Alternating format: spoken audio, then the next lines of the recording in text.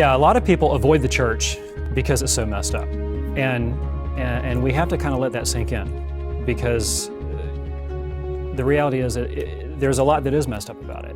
And that's always been the case. You know, a lot of times people will answer that question by cataloging all the different ways in which the church is not messed up, and all the good that the church has done, and therefore all the reasons why you ought to embrace the church. And there's something to be said for that, because God is working in and through His church.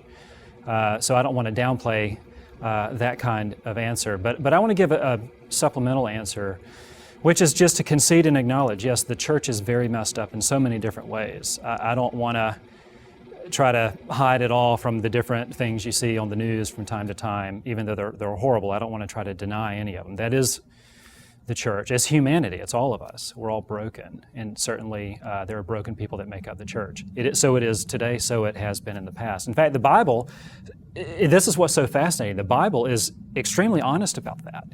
You look at the church in the Old Testament, God's people in the Old Testament. They tried to stone their own prophets. That's pretty messed up. You look at the first century, the church at Corinth. You have people sleeping with their mother-in-laws and all these kinds of things and boasting about it. That's pretty twisted. Yeah, I mean, that's largely what the Bible is a catalog of how messed up God's people are, because they're broken like the rest of us. But when I was in college, I was involved in a college ministry, and there are two major things that God impressed upon me through that college ministry. One is to see all of life and all of reality through a biblical grid, just worldview thinking. The other is to love the church, to be in love with the church.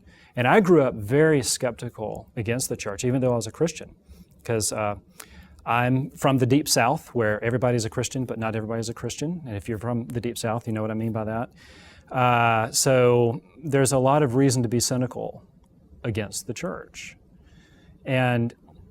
But you know, through this campus ministry, I remember my campus minister preaching through Ephesians, where Paul says that the church is the body of Christ, the fullness of Him who fills everything in every way. And I think that's fascinating, because part of what he's saying there is the church fills the heart of God.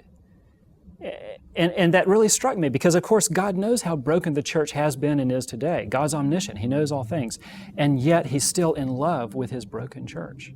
And it struck me, if this is God's posture towards the church, and if we are called in Ephesians 5, for example, to be imitators of God, what right do I have to do anything less?